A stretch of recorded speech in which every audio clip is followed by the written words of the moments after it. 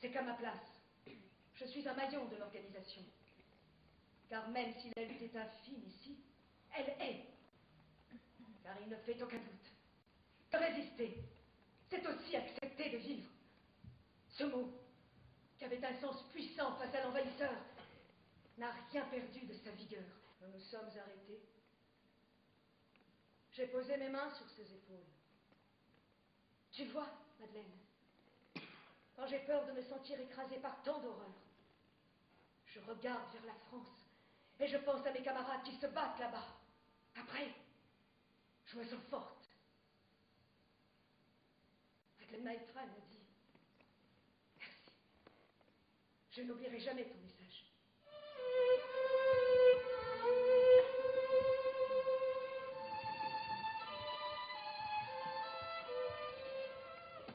Birkenau, le 7 février 1943. Lettre numéro 5. Maman, ils gagnent nos frères juifs par milliers. Par milliers, entends-tu? Ce dimanche, jour du Seigneur pour les chrétiens. Jour semblable aux autres jours, semblable et désespérant. Que dit-il, lui, là-haut, à ces hommes faits à son image? Ni la foudre, ni le tonnerre ne parlant son nom ici. Je n'ai rien entendu. Dans le feu du ciel qui brise les baraques de Birkenau, rien. Je n'ai rien entendu d'autre que le fracas qui heurte un peu plus le corps des femmes. Je n'ai pas entendu un seul mot, même chuchoté par lui, le Très-Haut. Les SS ont mis en marche les moteurs des Zugans. Et leur sinistre balai a commencé. Cela a duré jusqu'à la tombée du jour. Celles qui ne tombaient pas sautillaient sur place, se frappaient les bras, se frottaient mutuellement le dos pour ne pas mourir de froid. Elles sont restées ainsi, sans manger, sans boire, jusqu'à la tombée du jour.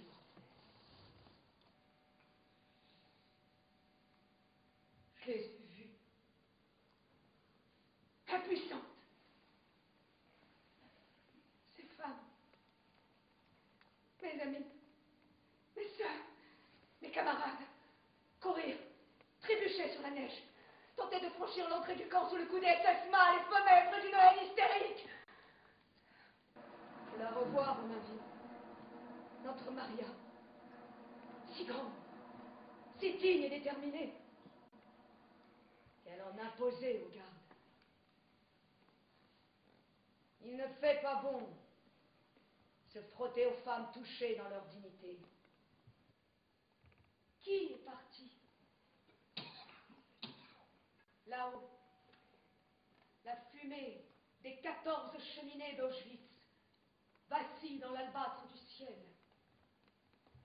Je vois disparaître les ombres fuligineuses des femmes dans le ciel paresseux. Et je les compte. Demain ne sera pas un autre jour. Et soudain, eux que l'on avait oubliés, eux qui auraient pu être avalés par le silence atterré du camp, les voici qui nous appellent. Les voici qui nous rappellent où nous sommes. Alors, les cachets dérisoires sont ma honte de ne pouvoir faire plus. Mais ils sont aussi ma fierté de faire ce peu, ce petit peu, qui en sauvera une, deux, trois peut-être. Et en sauvant une, deux, trois peut-être, je les sauve toutes. Parce que celles qui seront sauvées seront la mémoire de Birkenau. Au nom de toutes, elles parleront demain. C'est sur leur vie sauve que je mise pour demain, pour que Birkenau et Auschwitz, un jour, hantent les consciences de l'humanité. Birkenau, le 22 avril 1943. Lettre numéro 12. Ma chère maman, aujourd'hui, pour la deuxième fois depuis le 27 janvier, notre Marseillaise a été chantée par des femmes emportées dans un Zugan.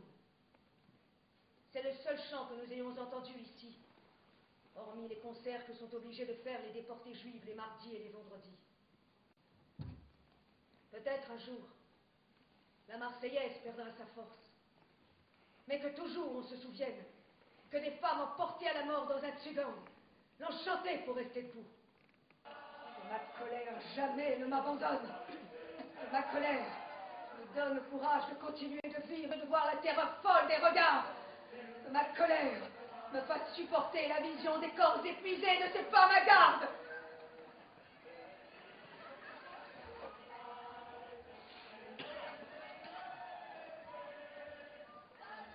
Exploiter la vie jusqu'à la fin.